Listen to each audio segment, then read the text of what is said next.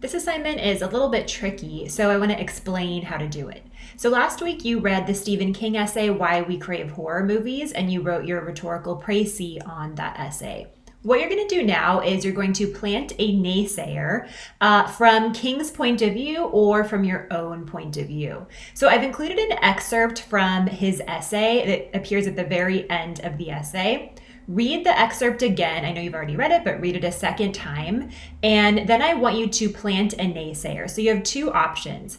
If you agree with Stephen King's point that we need horror movies to serve as this release valve, as this way to provide catharsis, because deep down, even though most of us are good people and we're civilized and we're kind, deep down we have these beasts lurking within that need some sort of release or that need to get out in some sort of safe place, which is the dark movie theater while you're watching the terrifying horror movie.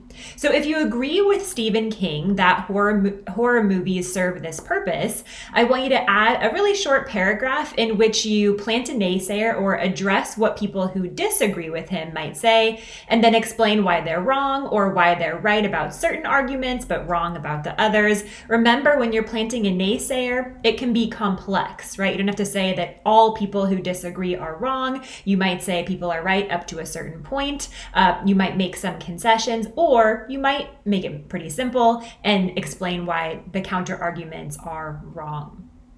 If you disagree with King's point, if you think horror movies don't serve this purpose, or you disagree with the points that he makes in this particular paragraph, you're going to give me a paragraph in which you disagree. So it's not really a naysayer paragraph because you are the naysayer. You're giving me a paragraph in which you respond to King's point in this excerpt and explain why you disagree. So you don't have to disagree with everything that he says. Remember, you can agree and disagree as long as you're specific about which parts you agree and disagree with.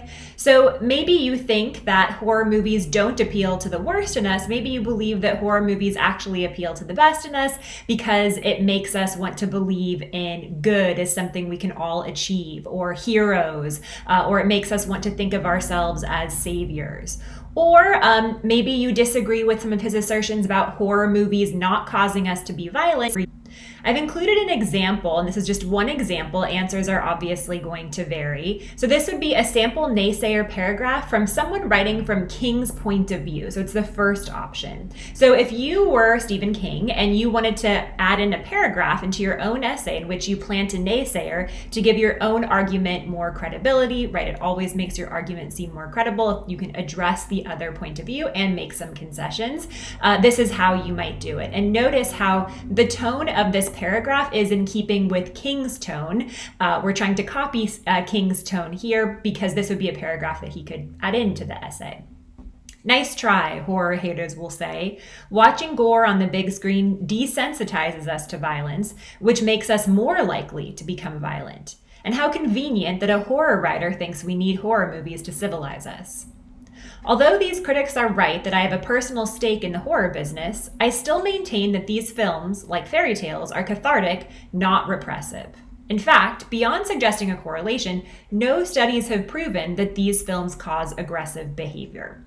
So you'll notice that this person who's writing as if he or she is Stephen King is using a really conversational tone. The naysayer that's planted in is actually given a voice, right? Now, this isn't an actual quote. This is someone imagining what someone who is against horror films or who is skeptical of horror films or who might be skeptical of King's argument, what they might say. So the tone is very conversational and very casual, in keeping with the tone of the rest of the essay. And while this paragraph does make a little concession, it says, yeah, it's true, I'm Stephen King. I write horror stories, so I have vested interest in this.